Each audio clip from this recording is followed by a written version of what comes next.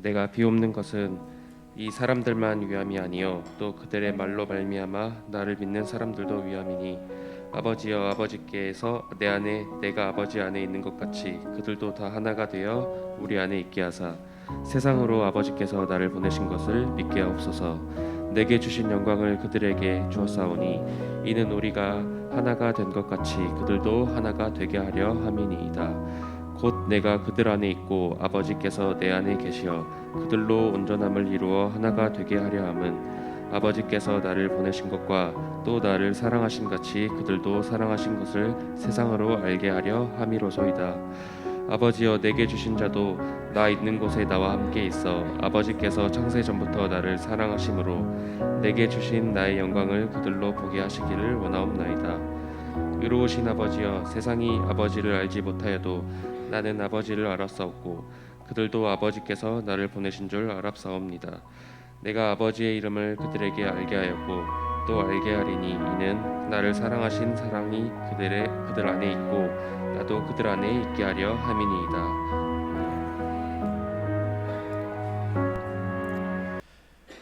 여러분은 평소 기도를 하실 때 어떤 기도를 많이 드리십니까? 솔직히 우리의 기도는 보통 나라는 울타리 안에 갇혀서 기도할 때가 참 많은 것 같습니다. 우리가 한 해 동안 기도해왔던 기도의 제목들을 한번 짧게 생각해 보십시오. 어떤 기도를 내가 드려왔는지. 주로 하나님, 내 자녀가 잘 되게 해주세요 라고 기도를 드리고, 하나님, 내 건강 지켜주세요. 내 가정, 내 자녀들의 건강도 지켜주세요. 하나님, 내 병도 고쳐주세요. 이렇게 대부분 이런 내 기도, 나의 기도, 우리의 기도, 우리 가정의 기도에 국한되어서 나라는 우리 안에 갇혀져 있는 기도를 드릴 때가 참 많았습니다. 반드시 기도하셔야 됩니다. 필요한 기도이고 소중한 기도고 마땅히 해야 될 기도입니다. 그러나 하나님의 관점에서 보면 어떨까요? 우리가 하나님은 아니기 때문에 하나님 입장에서 생각해 본다는 것도 사실은 우리의 생각을 하나님의 뜻으로 관철시키려는 그런 억지가 될 수는 있을 겁니다. 우리는 그러나 지극히 개인주의적이고 자기중심적으로 기도를 드리고 있다는 것은 어김없는 사실이겠죠. 그런 관점에서 오늘 본문에서 만나게 되는 예수님의 기도는 확실히 다릅니다. 요한복음 17장은 예수님이 하신 기도장 아닙니까? 대제사장적 관점으로 아버지 하나님께 드리는 기도입니다.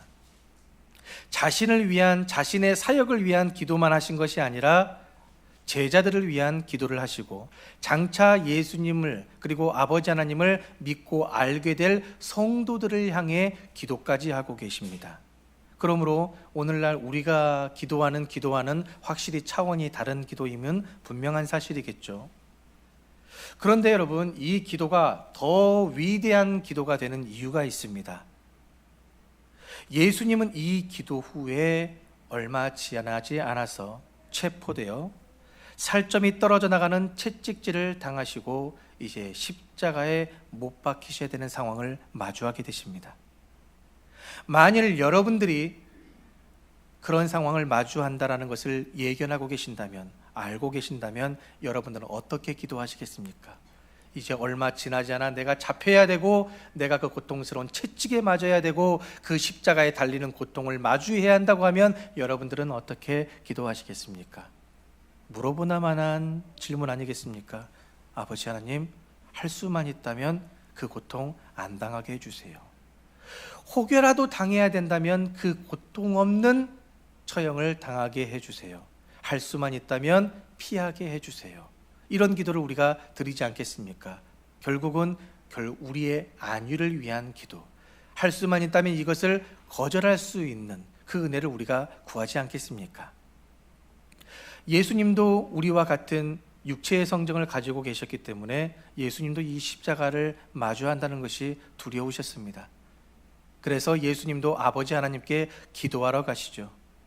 수제자라고 여길 수 있는 베드로와 야고보, 요한, 이들을 데리고 겟세마네라 하는 동산에 가셔서 아버지께 기도를 하십니다.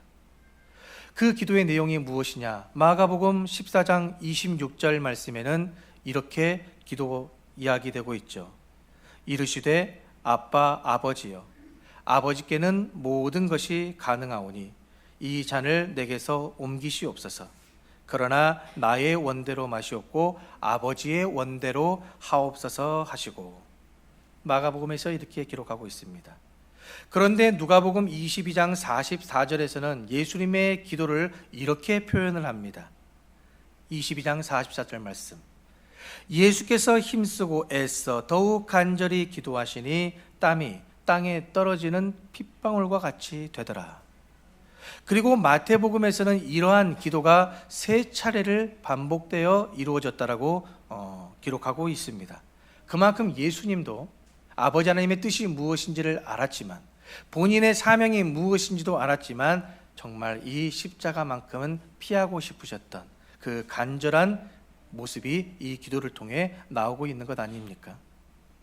그럼에도 불구하고 예수님의 기도는 예수님 자신을 넘어서 제자들에게, 그리고 그 제자들을 넘어서 이제는 장차 자신을 믿게 될 아버지 하나님을 믿게 될 성도들을 위해, 그리고 더 중요한 것은 2025년 이 마지막 주를 보내고 있는 우리에게까지 그 기도의 지평이 넓혀져 있는 겁니다. 본문 20절 말씀을 한번 볼까요? 20절 말씀 우리 함께 읽겠습니다. 시작. 내가 비옵는 것은 이 사람들만 위함이 아니요 또 그들의 말로 말미암아 나를 믿는 사람들도 위함이니. 결국 예수님의 제자들로, 그들의 입술과 그들의 말들로 말미암아 또 다른 제자들이, 그들의 제자들이 또 다른 제자들을 만들고, 그들이 선포한 복음으로 또 다른 제자들이 만들어진 시간, 지금까지 2025년이 지나 그 복음 때문에, 그 말씀 때문에 오늘의 우리가 지금 이 자리에 있는 겁니다. 그러니 바로 이 지경에 우리가 포함되어 있는 거죠. 그렇게 십자가의 길을 피하기를 원하셨던 자신의 간절한 기도를 들으시면서도 다시금 그 기도의 방향을 아버지의 뜻대로 바꾸시고 자신을 버려 온 인류를 품으시는 이 거대한 기도의 지평, 이것이 바로 우리를 향한 주님의 간절한 바람이 시작되는 지점임을 여러분들은 꼭 기억하셔야 됩니다.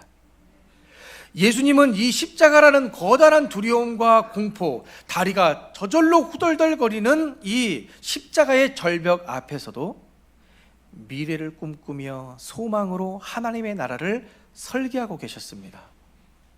제자들의 사랑과 희생적인 그 삶, 그들의 입술을 통해 선포되는 그 복음의 삶을 통해서 세워질 앞으로의 수많은 십자가들, 수많은 교회들의 행진을 예수님은 십자가를 앞두고 보고 계셨다라는 거죠.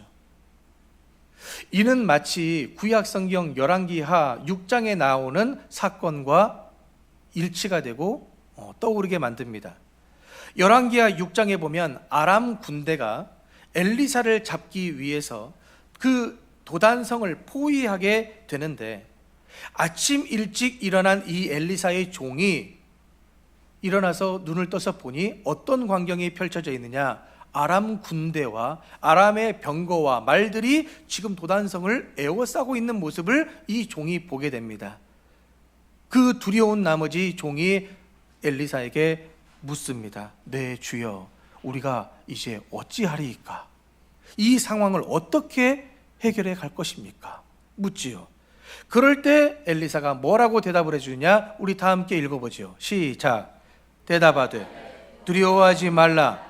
우리와 함께한 자가 그들과 함께한 자보다 많으니라 하고 기도하여 이르되 여호와여, 원하건대 그의 눈을 열어서 보게 하옵소서 하니 여호와께서 그 청년의 눈을 여시매 그가 보니 불말과 불병거가 산에 가득하여 엘리사를 둘렀더라.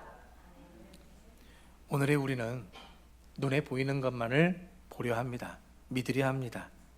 하지만 하나님 아버지를 절대적으로 신뢰하며 믿음을 가진 자들은 눈에 보이는 것을 넘어서 하나님의 약속하신 그 말씀을 떠올리며 그 말씀이 어떻게 이루어질 것인가를 히브리서 말씀과 같이 바라는 것들의 실상을 보게 되는 것입니다. 그런 믿음의 눈이 저와 여러분들에게 있기를 간절히 바라고 소망합니다. 그래서 야고보서 1장 12절 말씀에 내 형제들아 너희가 여러 가지 시험을 당하거든 환난과 고통을 당하거든 너희는 온전히 기쁘게 여기라 말씀합니다. 그런데 여러분, 시험이 왔습니다. 환난, 어려움, 고통이 왔습니다. 두렵습니다. 그 두려운 마음이 우리 안에 있는데 어떻게 온전히 기뻐할 수 있습니까? 쉬운 일이 아닙니다. 말은 쉽지요. 이 말씀대로 해보려 하는 그런 마음가짐까지는 가질 수 있죠. 그러나 그 모든 어려움, 복잡함, 두려움 이겨내기가 쉽지 않습니다. 그 믿음, 두려움, 공포 완전히 사라지게 할 수 없습니다. 여러분, 이 말씀, 야고보가 전하는 말씀의 의도가 뭐냐면 그런 상황 속에서 두려운데도 힘든데도 아픈데도 고통 속에서 억지로 웃으며 기뻐하라는 말씀이 아닙니다. 말씀을 오해하지 마십시오. 온전히 기쁘게 여기라, 여기에서 이 단어 여기라라는 단어가 정확히 어떤 뜻이냐면 깊이 생각해서 결론을 내려라 라는 회계 용어입니다. 계산해서 돈 문제에서 계산해서 할 때 쓰는 회계 용어입니다. 그러니까 현재 처한 네가 가지고 있는 그 상황과 마주하고 있는 그 문제 앞에서 너의 감정은 두려울 거고 아플 거고 고민이 될 거고 흔들리겠지만 그럼에도 불구하고 그것을 인간적 계산 방법으로 계산하지 말라는 겁니다. 신앙의 계산법을 생각을 해서 하나님께서 반드시 회복시키시고 일으키시게 하실 것이라는 신앙의 계산법으로 이용해서 지금 당하고 있는 고난을 기쁨으로 결산을 해라. 지금 당하는 어려움을 하나님께서 회복시키실, 나를 한 단계 더 성장시키실 것을 믿음의 계산법으로 계산해서 네가 확정을 지어라, 결산을 보아라 하는 메시지가 바로 이 말씀인 겁니다. 그것이 바로 하나님의 절대 주권을 인정하는 온전한 믿음이 되는 거죠. 이 믿음이 우리 생명샘교회에 충만해지기를 축복합니다.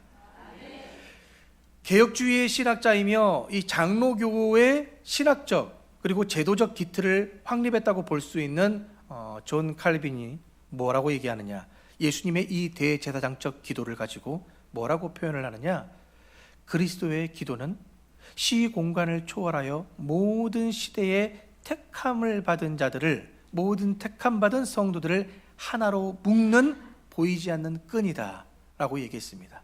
예수님의 이 기도가 우리를 하나로 묶게 하는 보이지 않는 끈이라 이 존 칼빈은 정의를 했습니다. 이렇듯 예수님께서 이 대제사장적 기도를 하면서 2025년을 살고 있는 오늘의 우리들도 지금 계속해서 이 기도로 말미암아 우리의 삶이 유지가 되고 지탱이 되고 있다라는 겁니다. 얼마나 은혜입니까? 이미 우리가 태어나기도 전에 2025년 전에 이 기도로 말미암아 장차 제자들의 제자들, 그 제자들의 제자들의 말들로 예수 그리스도를 믿고 받아들여 예배할 모습들을 지켜보며 이 기도를 드리신 예수님의 중보기도 때문에 오늘의 우리가 지금 이 자리에 있다는 겁니다. 그러니 감사와 영광을 돌리지 않을 수가 없는 거죠. 그러면 예수님의 그 넓어진 기도의 지평 속에서 확인할 수 있는 예수님의 바람, 그 예수님이 2025년 오늘날 우리를 통해서 이루고자 하시는 그 예수님의 바람이 무엇인지 오늘이 그 두 번째 시간 아니겠습니까? 그거는 바로 하나됨입니다. 21절 말씀에서 이야기하고 있죠. 아버지께서 내 안에, 내가 아버지 안에 있는 것 같이 라고 표현을 하셨습니다. 왜냐? 성부 하나님과 성자 예수님은 그 본질이 같으신 분 아닙니까? 그러므로 하나 되시지 않았습니까? 그런데 우리 안에도 무엇이 있지요? 그리스도 예수의 영이 우리 안에 있습니다. 그래서 우리가 예수 안에 있을 수 있고 예수께서 우리 안에 거하실 수도 있는 거죠. 그러니 우리는 하나님과 하나 될 수 있다라는 얘기입니다. 그 관계, 소통을 이야기하는 거죠. 그러므로 그리스도의 영을 우리 안에 주셨으므로 한 영으로 말미암아 우리 모두가 서로 다르지만 하나 되어야 된다. 예수님께서 바라시는 것은 바로 그겁니다. 지금 바로 우리가 한 분 하나님께 예배하면서 지금 우리는 하나 되어 있는 관계를 맺고 있는 것이죠. 이것이 바로 신학적 용어로는 상호내주입니다. 서로 상호 간에 함께 거한다. 지금 예배하는 이 거룩한 성전 안에 우리가 하나님 안에 하나 되는 것 아닙니까? 지금 여러분들은 한 목소리를 듣고 계십니다. 김현철 목사라는 입술을 통해, 그 도구를 통해 하나님의 메시지, 한 메시지를 듣고 계시고, 우리는 지금 한 공간 안에 모여 있습니다. 생명샘이라는 이 예배당에 모여서 하나가 되어가고 있는 지금 우리. 그래서 오늘 찬양팀이 가장 먼저 함께 지어져 가느라는 찬양을 불렀던 겁니다. 찬양팀들이 선곡하는 이 찬양은 그냥 자기들이 좋아서 부르는 찬양을 선곡한 것이 아니라 제가 미리 드린 메시지를 근거로 하여서 그 말씀에 합당한 찬양들로 불려지는 겁니다. 그러니 여러분들에게 이 찬양이 때로는 어렵고 잘 모르는 찬양이라 할지라도 곡조 있는 찬양이니 그 말씀, 찬양의 가사를 생각하시면서 여러분들의 입술로 함께 불러가며 그 메시지가, 찬양의 메시지가 나에게 흡수될 수 있도록 여러분들은 열심히 찬양을 하셔야 됩니다. 그래서 항상 예배 11시 예배 전에 10시 40분까지 오셔서 함께 그 찬양에 동참하며 찬양으로 하나님께 예배할 준비를 갖추시라는 얘기죠. 서로가 서로의 존재 안에 그렇게 하나 되어 거하며 사랑으로 완벽히 녹아 들어가는 그 과정이 상호 내주가 되는 겁니다. 여러분, 교회는요, 이 교회의 하나됨은 단순한 친목 도모가 아닙니다. 여기 안에서 서로 오랜만에 만나서 인사하고 먹고 마시는 공동체가 아닙니다. 물론 그의 그러한 의미도 있지만 예수님은 우리에게 이 교회를 예수님을 머리로 중심으로 하여 세우신 이유가 새롭고도 유일한 계명인 하나의 계명을 우리에게 주셨죠. 서로 사랑하라. 이 사랑하라는 계명을 주셨고 그 계명대로 순종하면서 우리가 사랑할 때에 세상은 비로소 모든 사람이 너희가 내 제자인 줄을 알게 될 것이다 라고 말씀하셨습니다. 그러므로 그렇게 우리가 믿음의 자녀들로 세상으로부터 구별될 수 있는 방법은 하나밖에 없습니다. 이 세상의 사랑보다 우리가 더 사랑하는 것. 세상 사람들이 이만큼 사랑하면 우리는 더 많이 사랑하는 것. 세상 사람들이 이것의 유익을 찾을 때 우리는 더 아버지 유익을 찾아서 우리가 더 사랑하며 희생하는 그런 삶을 살 때 세상 사람들은 그런 우리의 삶을 보고 아, 교회 다니는 사람들은 다르구나. 예수 믿는 사람들은 진짜 다르구나. 예수 믿는 사업장은 확실히 다르구나. 이 다름을 그들에게 계속 보여주며 하나님의 살아계심을 증거하는 것입니다. 그것이 우리가 이 땅 가운데 있어야 될 목적이고 이유가 돼야죠.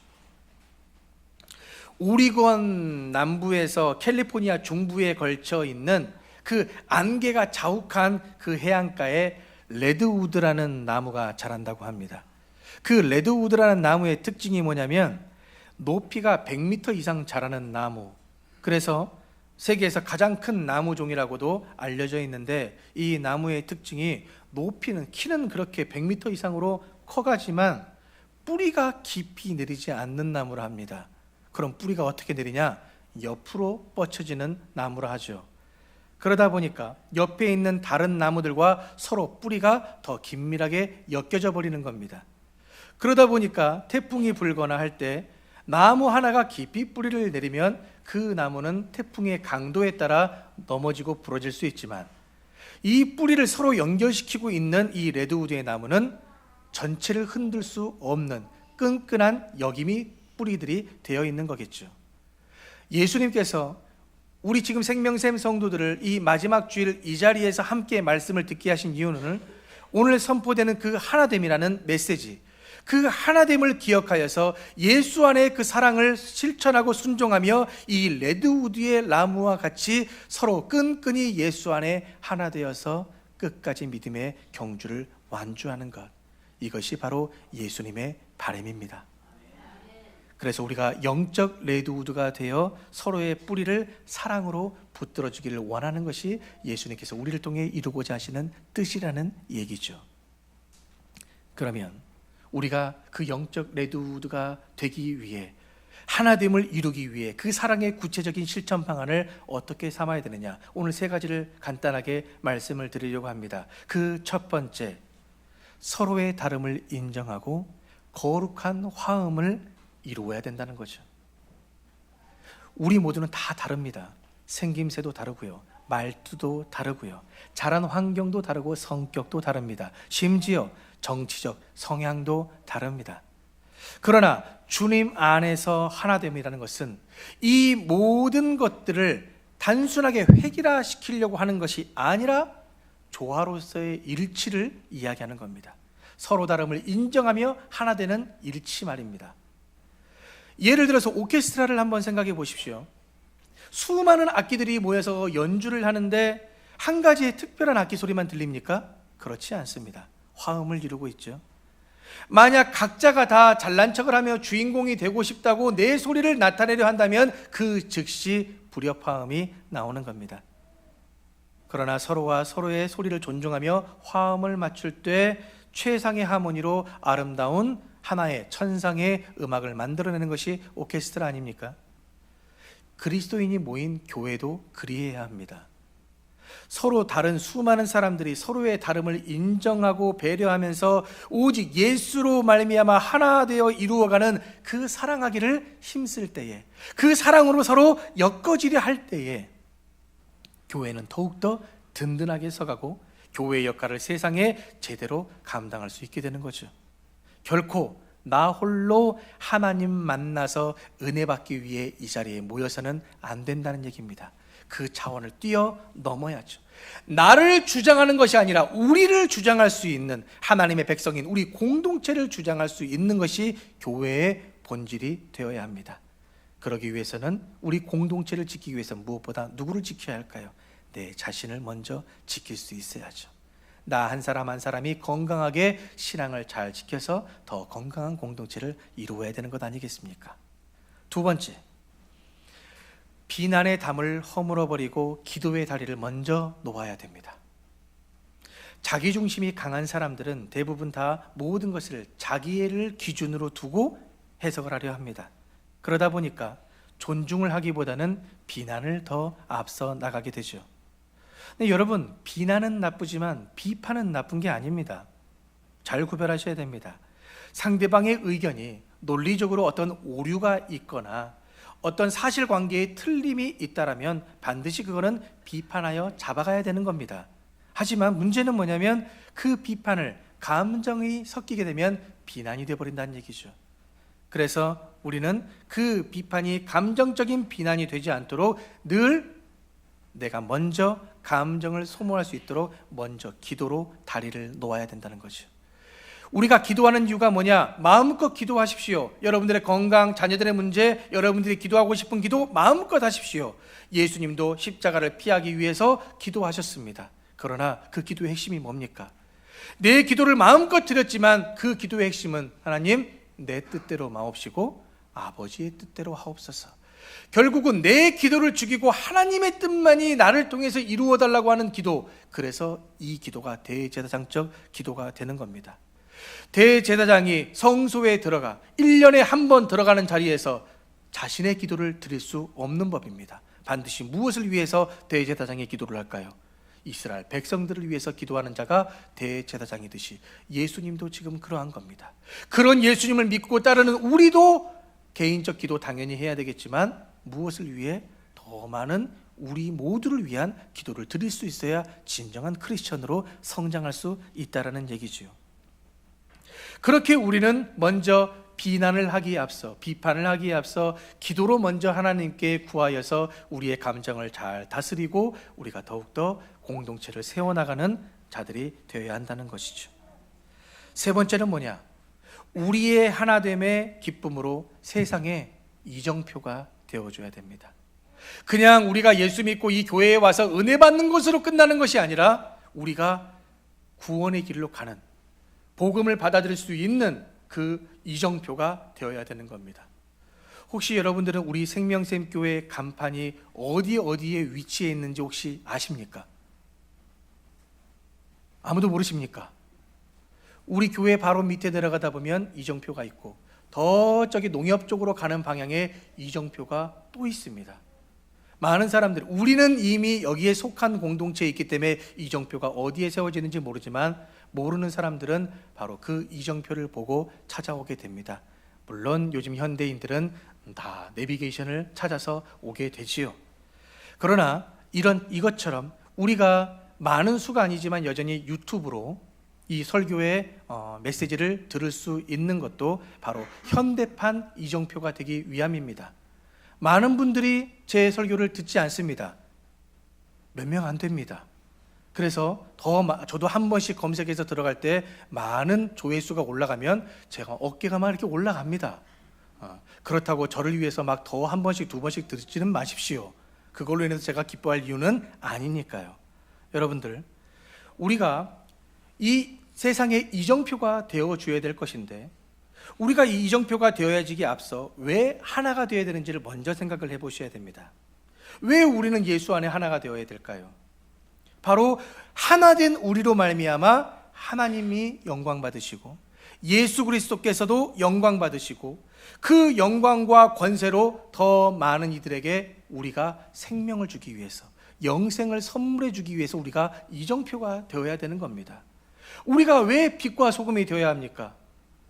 어두컴컴한 죄악이 난무하는 이 세상 속에서 구별된 삶으로 한 줄기의 빛을 비춰줘야 되고, 너무나 자기중심적으로 이기적인 삶을 살아가는 이 세상 속에서 우리는 타자를 위해, 다른 사람을 위해 희생의 삶을 살아냄으로써 그 짠맛을 줄 수 있는 작은 소금 알갱이가 되어야 되기 때문에 빛과 소금으로 우리가 살아가자고 늘 단에서 이야기를 하는 겁니다. 그렇게 살아가는 삶이 바로 주님께서 걸으신 십자가의 삶이죠. 내 것을 희생시켜서 가는 삶 말입니다. 칠흑과 같이 어두운 밤, 바다 위에 수많은 작은 배들이 길을 잃고 암초로 향하고 있다고 한번 가정해 보십시오. 이때 해안가에 있는 그리스도인들이 각자 자기 집에서 작은 불빛들을 모아서 커다란 빛을 만들어 해안가에서 비춰주고 있다면, 그 어둠에서 헤매고 있는 작은 배들이 무엇을 바라보겠습니까? 커다란 빛을 바라보고 저기가 묻히구나, 저기가 땅이구나라고 달려오지 않겠습니까? 바로 우리가 하나님의 말씀을 가진 자들로서 그 역할을 해내야 된다는 겁니다. 그냥 나 혼자 은혜 받고 나 혼자 구원받고 행복을 추구하는 것이 아니라 우리 모두가, 내 남편이, 내 자식들이, 내 친척들이, 심지어 내 지역에 사는 내 이웃들도 그 마음을 가지고 우리가 구원의 통로로서의 역할을 해야 한다는 거죠. 그래서 예수님의 바람은 우리가 그렇게 그 마음으로 하나가 되는 것, 예수님의 그 기쁨으로 우리도 그 기쁨을 갖고 그렇게 하나 되어 사랑하며 희생의 삶을 사는 삶을 살아라 이야기하는 것이죠. 그러므로 예수님의 제자들은 우리 역시 예수님의 그 목적과 사역을 이어받아서 그 기쁨이 충만해져서 더 많은 영혼들에게 영생을 선물하는 그 복음의 통로가 되는 것이 바로 우리의 사명인 줄 기억하시기를 소망합니다. 마무리합니다. 한 번씩 길을 걷다가 문득 하늘을 보면 기러기 떼가 날아가는 모습을 볼 수 있죠.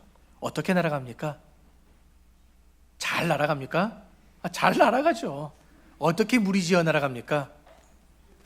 V자를 거꾸로 한 형태로 이렇게 해서 날아가죠. 한 마리의 기러기가 그 뒤에 두 마리가, 그 뒤에 두 마리가 연결시켜서 날아가죠.